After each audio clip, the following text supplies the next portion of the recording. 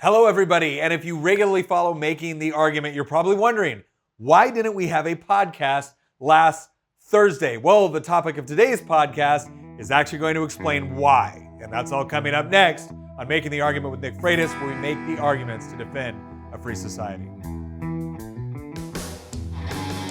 So, as most of you know, have been following this, I'm currently in legislative session here in Richmond, Virginia. And we had something of a blow-up on the floor of the House of Delegates last Wednesday. And that is when a colleague of mine, Delegate Don Scott, got up and proceeded to question everything from the Christianity of the new governor of Virginia to subtly and not so subtly accusing all of us of racism and bigotry.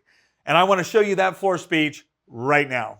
The governor-elect at the time, he came in this chamber with the freshmen who were being trained and taught and talked about how we do things on the floor. And the first things that I recall him saying was that he had a strong prayer life and that he was praying for everybody. And so far, what I've seen from his day one activities is not someone who is a man of faith, not a Christian, but someone who wants to divide the Commonwealth. Someone that wants to cause division in this Commonwealth. I know the truth hurts. Okay, well, as you can see, Delegate Scott did not hold back. And the bottom line is what Delegate Scott was essentially, claiming is not unique in the floor debates that we regularly have in the General Assembly. It just isn't. He was a lot more blunt. He was a lot more direct. I would argue that he was a lot more upfront with what he actually believes and what he was claiming about the rest of us. But there's a lot of floor speeches that take place like that. They're just a little bit more subtle at times. And I've been keeping a running tally of the number of times within the General Assembly session that we've essentially either been directly or subtly accused of bigotry, racism, and sexism for the high crime of disagreeing with our Democratic colleagues on policy. So when this speech came out, quite frankly, I was furious. And the behind-the-scenes component of this is I'm sitting on the floor and I'm watching this, and Delegate Tony Wilt is furious. And Delegate Tony Wilt is a really nice guy. But Don Scott at this point is just being incredibly insulting, and he's coming very, very close to violating House rules with respect to how we interact with one another on the floor. And I'm sitting there watching the speech, and all of a sudden I get tapped in the back, like, Nick, and I look back, and the majority leader goes, go. Because I was mad. He knew I wanted to talk about it. He said, hey, if you want to, go for it. Now, again, on the House floor, anybody can get up and request a point of personal privilege whenever they want. But this was essentially, everyone kind of letting us know that we needed to respond to this. So I got up and I said this.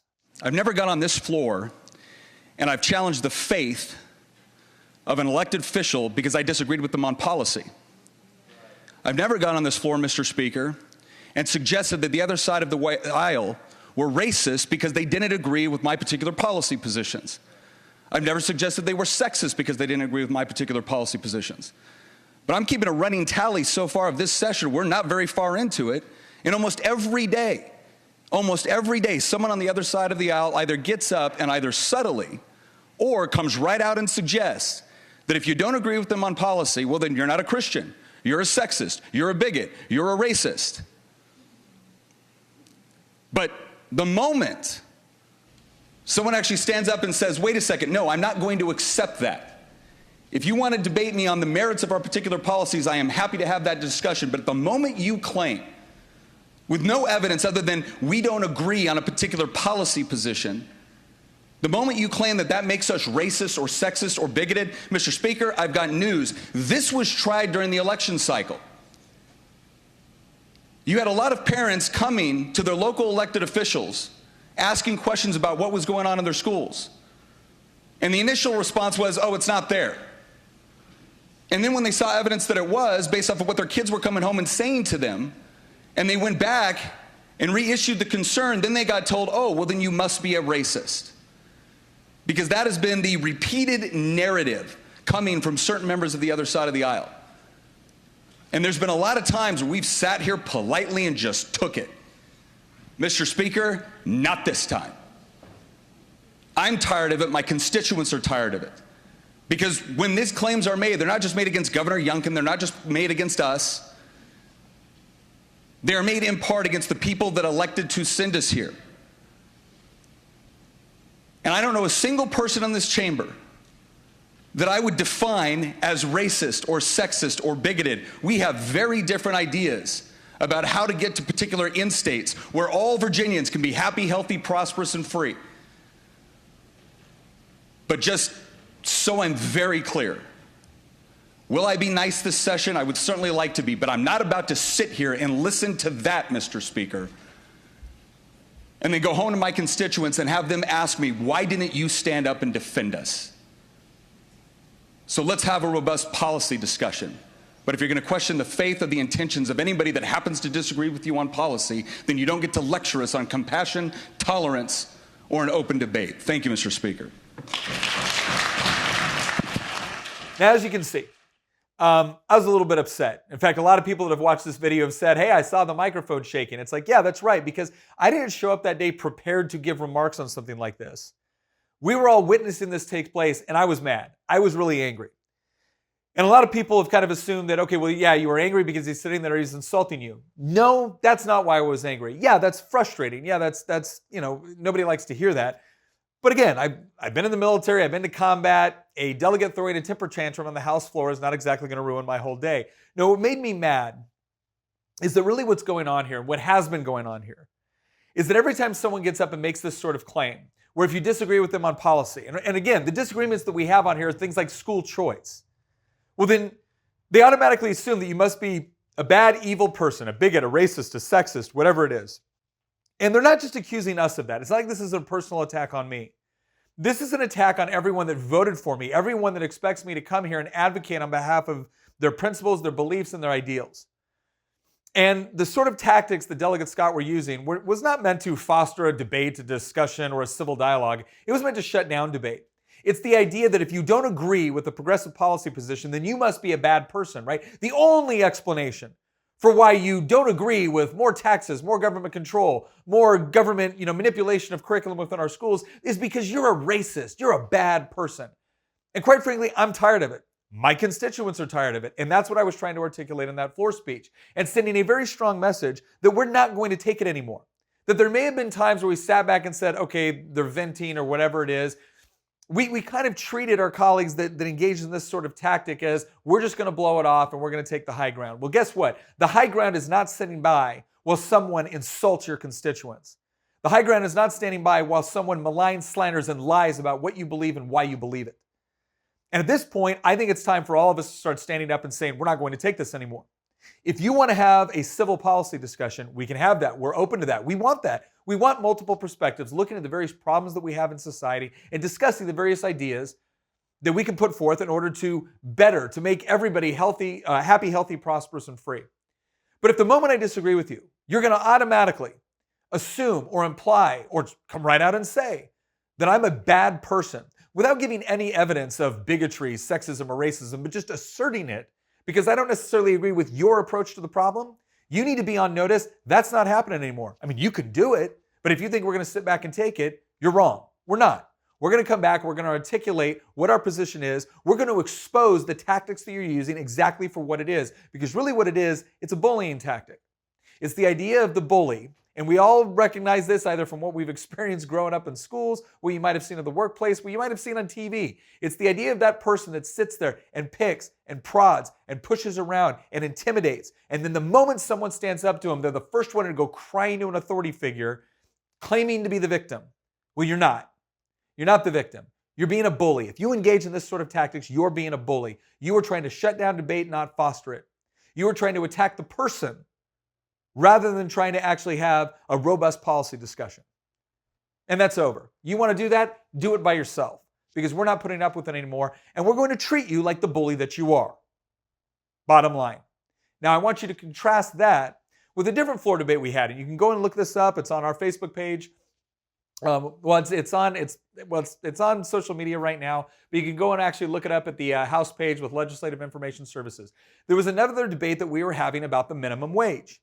Now, for anybody that's watched this channel, what you know about me is that I think the minimum wage is problematic because of a couple of things. One, I think whenever the government comes in and arbitrarily tries to engage in price fixing, there's negative consequences to it. And especially for minimum wage, and I say this as someone that has worked for minimum wage, if you come in and you tell a young, low-skilled laborer that is trying to build experience, that needs that first job, that you're not allowed to have it because the government has decided that you're not allowed to negotiate your own wage. What you're doing is you're actually tearing away an opportunity from someone that needs it most. Because the best way for someone to go from minimum wage to making higher wages is by gaining the skills and experience necessary through entering into the workforce. And when you price them out of the market because you tell a business owner that you have to pay $15 an hour, and now all of a sudden they've got to make some hard decisions by how many people they're going to employ, how many hours that they're going to get. The people that are hurt by that the most are the people that need the job the most. So I don't think it's fair. I don't think it's compassionate. Well, another colleague of mine, Delegate Sally Hudson, she got up and she debated from a different perspective. And again, I respect where she's coming from. She's an economist, she's an intelligent person, and we went back and forth on various studies and analysis of the facts and data in order to arrive at these conclusions. Now, I'm going to tell you right now, as much as I respect the argument that she was making, I don't think her argument was sufficient to prove her point. And she would argue that my argument wasn't sufficient to prove my point. But at the end of the day, the debate was civil. She didn't question my intentions. I certainly didn't question her intentions. For my part, I pointed out that if you're going to create an environment where somebody that wants a job for $13 an hour is now legally not permitted to have it because the government says so, I think that's problematic on a fundamental level. And then when we look at the vast majority of studies conducted within the last 30 years, what we find is that raising the minimum wage has a significant effect on employment numbers, especially for the people that need the jobs the most. Again, she would argue that there's data that supports a different theory. Again, it was a civil debate. So we are capable of it. And the other side is capable of it. But what the Democrats are going to have to explain, what the Democrats are going to have to demonstrate is, what do you actually want? Do you want that civil debate to take place? Now, I hope they do. But here's the problem I think they're going to run into. I think there's a reason why they have constantly resorted to the tactics of demonizing their opponent instead of engaging with them. And that's because I don't think their policies work. I think because ultimately they're trying to convince us that the way that we solve most of the problems that we engage with most of our lives is through more government power. Again, they're offering themselves as elected officials as the solution to your problems. Not you. You're not the solution. They need more of your money. They need more regulations in order to guide what you do and what you can't do. They need more rules, regulations, fees, fines in order to construct society in such a way that they think will produce better results. I'm arguing from the perspective, and most of my colleagues are arguing from the perspective, that no, what you need is a government that's going to provide for the legitimate functions of government, things like providing for the common defense, things like providing for safety within society, but largely leaves you free in order to pursue your own happiness, in order to make your own decisions. Not because anyone will always make the right decisions, but because the more control and power we put in the hands of individuals, the more ability they have to construct a life for themselves that is based off of their hopes, dreams, and ambitions, instead of being told what to do or how to do it by a bunch of politicians they're probably never going to meet. And that's why I think when they are willing to step in and engage in the more empirical or logical debate, their debates suffer, their policy positions suffer as a result. And that's why the vast majority of people that I've engaged with floor debates in the House of Delegates, unfortunately, on the other side of the aisle, almost instantly revert to arguments which suggest that if you don't agree with them, you're a bad person. It's not because you might have a different perspective or different experience. It's because you're a bad person. And if they can do that, they can essentially alienate you from the conversation. And that is not what you do when you are perfectly confident in the policies that you actually advocate for and believe in. So, to Don Scott, I say keep doing what you're doing. Seriously, if that's the way that you're going to advocate, I want you to have a larger bullhorn. Jump up and talk on the floor even more, because I'd love to win the next election as well. To Delegate Hudson, I would say thank you. Thank you for having a robust debate. We don't agree, but we kept it civil. And I think regardless of where you are on the political spectrum, you were able to watch that debate and actually hear an accurate representation of the two different perspectives or positions on an important issue. And then you can come to your own conclusion about which one you think is more convincing. But ultimately, what I would like all of us to consider is this. When we talk about politics, we're talking about government using force in order to achieve its objectives. So if we are going to talk about tolerance, if we are going to talk about live and let live, then we need to understand that the government doesn't ask you to do anything. A lot of these good sounding policies that are put forward by some of my colleagues on the left might come from the best of intentions. But we don't legislate intentions. We write laws. And those laws come with force and the threat of violence. And if your idea is really that good, maybe you should work on convincing people to adopt your policies and ideas as opposed to forcing them through the coercive power of government. I'm Nick Freitas with Making the Argument. Thank you very much for joining us. Continue to follow along to see all the new exciting things that are going to happen this session. Again, this floor speech ended up on national news all over the country. There's going to be a lot of other things that we discuss and debate during this session that's going to be interest to people not just in Virginia, but all across the country. And this is where you can find out exactly what's going on and get the behind-the-scenes components that you'll never read in the newspaper. I'm Nick Freitas with Making the Argument. Thank you for joining us, and we'll see you next time.